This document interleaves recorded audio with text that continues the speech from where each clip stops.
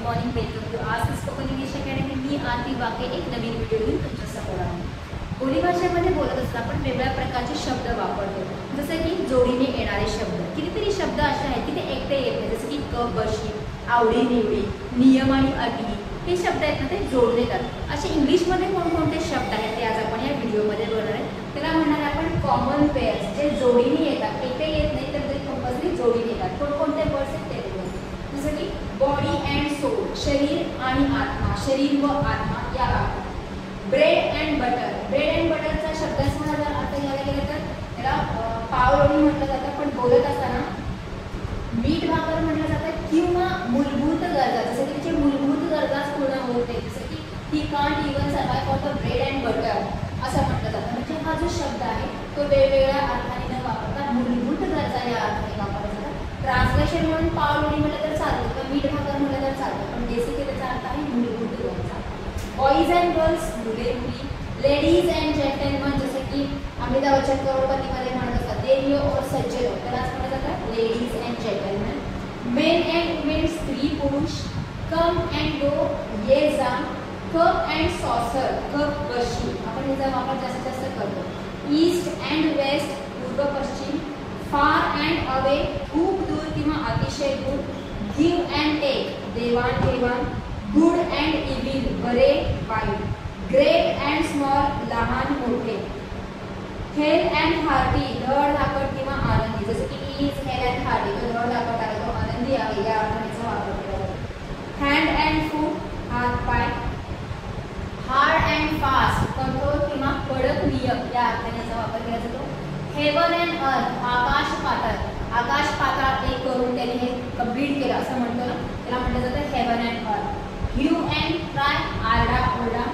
Ins and out, सविस्तर बातमी. In डिटेलमध्ये ज्याला म्हटलं जातं त्याच्यासाठी आपण वापरतो शब्द इन्स अँड आउट, जसं की he knows ins and out of Tata company, त्याला टाटा कंपनीची सविस्तर किंवा इन डिटेल माहिती आहे त्या. लँड अँड सी, जमीन आणि सागर. लॉ अँड ऑर्डर, कायदा आणि सुव्यवस्था, हा शब्द सुद्धा आपण खूप वेळा ऐकलेला आहे. लॉक अँड की, सगळ्यांना माहिती आहे, कुलूप चावी किंवा कुलूप किल्ली आपण म्हणतो. साल्ट अँड पेपर, तिखट मीठ. ब्लॅक अँड व्हाईट, हा सुद्धा शब्द आपल्या बोलीभाषेमध्ये आहे, काळा पांढरा. फेस टू फेस, प्रत्यक्ष भेट. रूल्स अँड रेग्युलेशन्स, नियम व अटी, हे सुद्धा दोन्ही मिळूनच येतात, कधी एकटे येत नाही. वन अँड ऑल, सर्वजण, जसं की आपण एखादं स्पीच देत असेल किंवा आपल्याला रीड करत असेल तर आपण म्हणतो good morning one and all, सगळ्यांना माझ्याकडनं शुभ नित्या. पार्ट अँड पार्सल, अत्यंत महत्त्वाचा भाग. हार्ट अँड सोल, सर्व शक्ती निशी. झिगझॅग, नागमोडी. हिअर अँड देअर, इकडे तिकडे. हजबंड अँड वाईफ, पती पत्नी किंवा नवरा बायको. रिच अँड पुअर, श्रीमंत व गरीब. सेफ अँड साऊंड, सुखरूप, आपण जेव्हा जर्नीला कोणी जात असेल तर त्यांना आपण विश करतो have a safe and sound journey, म्हणजे तुमचं जो काही प्रवास आहे तो सुखरूप हो, म्हणजे सेफ अँड साऊंड हो या. शॉर्ट अँड स्वीट, मोजके अदेर आणि मधुर, जसं की अरे त्याचं शॉर्ट अँड स्वीटमध्ये भाषण झालं असं म्हणतो. शॉर्ट अँड स्वीट, छोटंसं स्वतः पण छान होतं या.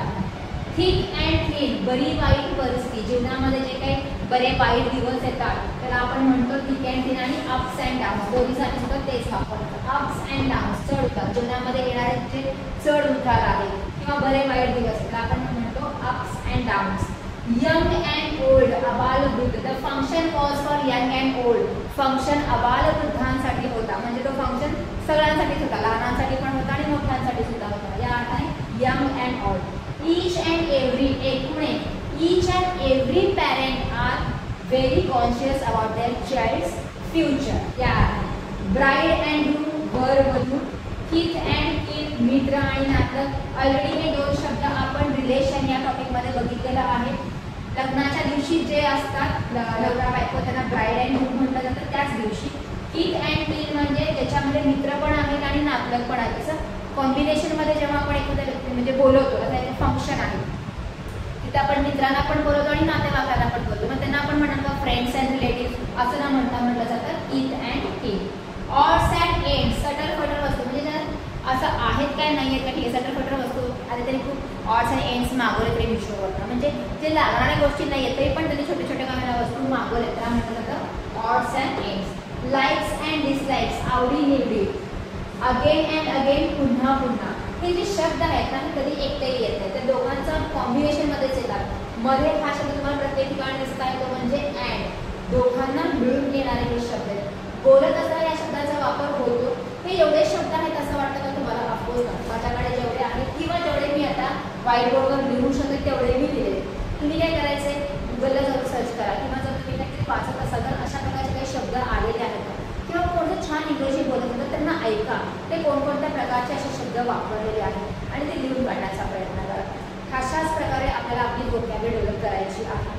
बसला, शब्द घेतला, स्पेलिंग पाठ केलं आणि तो लक्षात राहिला असा होत नाही. You have to listen to others, you have to read a lot and you will have to increase your vocabulary by this way only.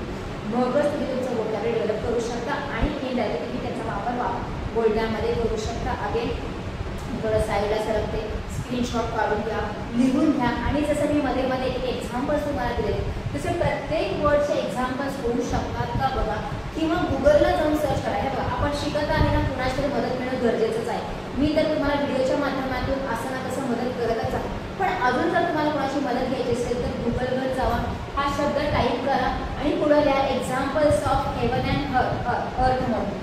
Haven आणि अर्थचे एक्झाम्पल्स आहेत. मग त्यांनी काय करतील, एक 10-12 एक्झाम्पल्स येतील, 4-5 एक्झाम्पल्स येतील, ते रीड करा. रीड करा तर तुम्हाला जो उपयोगाचा आहे किंवा हां हे मी कधीतरी ऐकलेलं आहे किंवा मी ह्याचा वापर करू शकते असं वाटत असेल तर लिहून काढा. किंवा लिहिताना तुम्ही असं इन्स्ट्रक्शन द्या का, प्रॉम्प्ट करा एआयला की डेली यूज द वर्ड्स किंवा sentences by using heaven and earth. दररोज वापरात येणारे सेंटेन्सेस या शब्दाचा वापर करून असं जेव्हा तुम्ही प्रॉम्प्ट करा तुम्हाला भरपूर सारे एक्झाम्पल्स येतील आणि त्याचा वापर तुम्ही बोलताना करू शकता. मदत घ्यायला काहीही हरकत नाही.